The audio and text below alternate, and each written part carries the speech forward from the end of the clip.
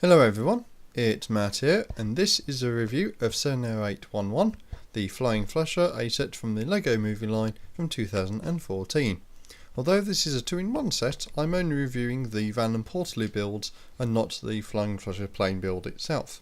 The set contains 351 pieces according to Brickset, and had a surprising amount of pieces left over for the alternate build, as well as a good amount of spares including a minifig hammer. The set contains 3 minifigures, including Plumber Joe, his apprentice Alfie, and a civilian called Dr. McScrubs. Out of the 3 figures, only Dr. McScrubs actually has a second face, depicting a scared look due to being harassed by the Micromanager. With these out the way, let's now have a look at the builds in detail. And the first thing I'm going to look at is this portaloo, or porta potty, or whatever name you would like to give it. It's essentially a portable toilet. This is based on a 4x4 cylinder size for the main build. Obviously it extends a little either way due to the snot techniques here. Now the biggest thing I will say about this is that there's a lack of toilet signage on it. So there's nothing on the door, there's nothing on the sides essentially. So there's nothing that particularly identifies this as a portable toilet. What you lack on the outside as a portable toilet, you do gain on the inside, so it's actually fantastically detailed, and sides do actually come off fairly easily, which allows you to view the interior quite a lot better. So we have a flush button here for the toilet itself, and as you pan around you have the toilet itself with the bowl, and then you even have a holder for the toilet paper, which I think is a rather nice idea. And as you can see there, you can see the 2 studs at the top and the 2 studs at the bottom, which actually hold these sides in, and these just snap on like that to complete the look. The only other thing I will say about this is it does seem to be a bit weird to have this 2x2 modified plate down here with the Technic pinhole, but I think it serves very well as a little step up to actually get into the portaloo itself, obviously because this is quite high off the ground. The only other negative I will say is that it could possibly have done with the tile just below the seat there, just to fill in that rather gap where you can see the base and the signage obviously, but the portaloo is a fairly nice build. The main build of the parts, if you're not building the aircraft or the flying plumber or whatever it's called, is this plumber's van for Joe's Plumbing, and it's a fairly reasonable design, so it will fit into quite well with every city. It is remarkably well detailed, so there's handrails in quite a few places on the sides, at the back, and on this side for example, and it does feature 2 sets of opening hatches for tool access, for the back there for the plungers, and for the side there for this sort of machine. And it also has a removable roof as well, so obviously leaves the side emergency call out signs there, but you can sort of see the rather plain interior there with a seat at the front there. And this does feature a single seat, get that right to the camera, a single seat there which does point forward, but there's nothing else there.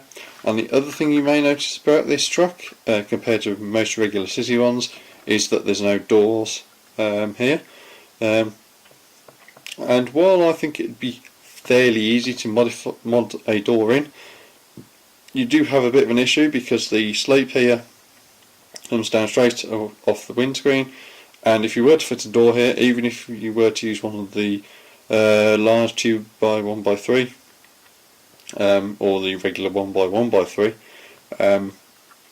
you will have this issue of where do you then stick the side mirrors, because they're off a 1x1 headlight brick to sit back.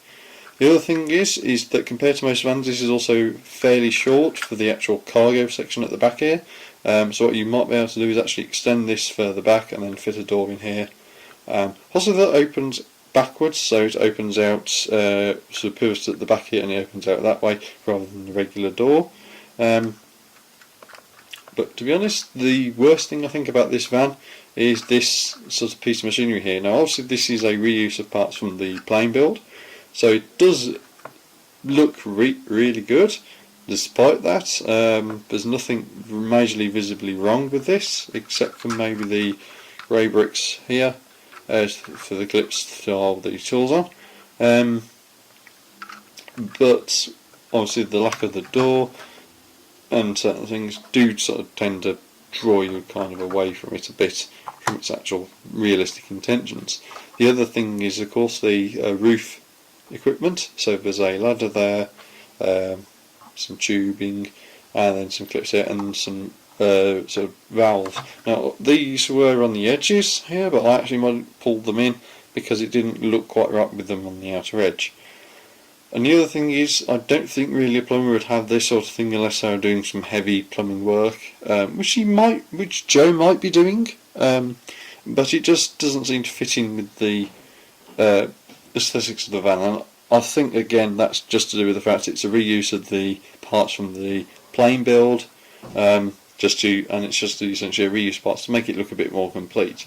The fact that there's anchoring with these arms here to keep the ladder on is a nice feature, but again I doubt Joe would be using a ladder on a plumbing van, and again I think it's just a reuse of parts from the plane build. And lastly we have this Micromanager with flick-fire missiles, so there's one each side there, and it does come with two arms, but rather strangely, despite the fact that these have click hinges here, sort of in the middle of the arms, the other points are just on regular sort of like swivel hinges, and you can see one of the problems with the build there is that I've just taken the entire side off. Now interestingly, he's actually built as an outer shell kind of, because these legs can come out, and I'll just position the other one out as well while I'm at it.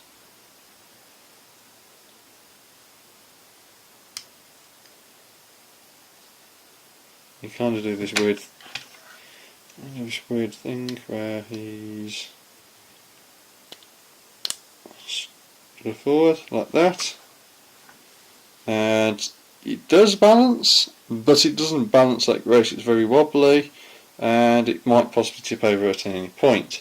So obviously the play value in its sort of standing mode is very limited, but it is probably very sort of like swooshable, such as that, as it flies through the air.